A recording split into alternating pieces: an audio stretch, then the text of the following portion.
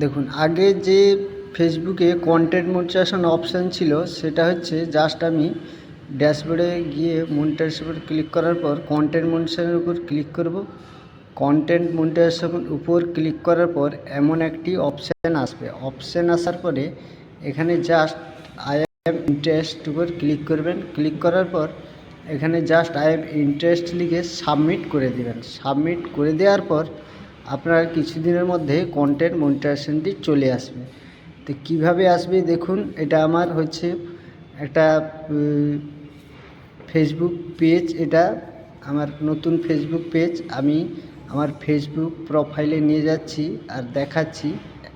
বর্তমান ওইটা সাবমিট করলে আপনাদের কোম্পানি কতদিনের মধ্যে কন্টেন্ট মনিটাইজেশন দিবে তার জন্য নতুন আপডেট দিয়েছে। আপনারা এই ভিডিওটা দেখুন, দিলে বুঝতে পারবেন।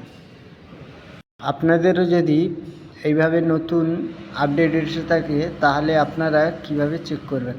তো নতুন কন্টেন্ট মনিটাইজেশন এসে থাকে তবে আপনারা জাস্ট কী করবেন, জাস্ট পার্সোনাল ড্যাশবোর্ডের উপর ক্লিক করে দিবেন।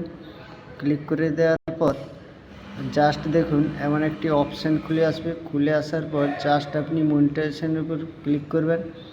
মনিটাইজেশনের উপর ক্লিক করার পর জাস্ট আপনি উপরের দিকে স্ক্রল করবেন। স্ক্রল করার পর এখানে জাস্ট লেখা আছে কন্টেন্ট মনিটাইজেশন। কন্টেন্ট মনিটাইজেশন উপরে জাস্ট আপনি ক্লিক করবেন। ক্লিক করার পরে দেখুন কন্টেন্ট মনিটাইজেশন নতুন আপডেট দিয়েছে। এখানে notification reminder set your interest has been submitted with not you when you become enable.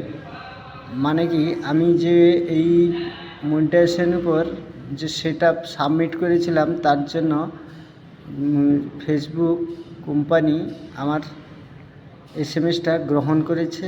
গ্রহণ করার পর আমার কন্টেন্ট মনিটাইজেশন আসার জন্য ওরা পেন্ডিংয়ে রেখেছে। তাই আপনাদের যদি এইভাবে আসে আপনারা জাস্ট আপনাদের কন্টেন্ট মনিটাইজেশনটা চেক করে নেবেন। যদি আসে জানবেন যে কিছুদিনের মধ্যে আপনার কন্টেন্ট মনিটাইজেশন চলে আসবে। তো থ্যাংক ইউ সো মাচ নতুন নতুন ভিডিও পেতে।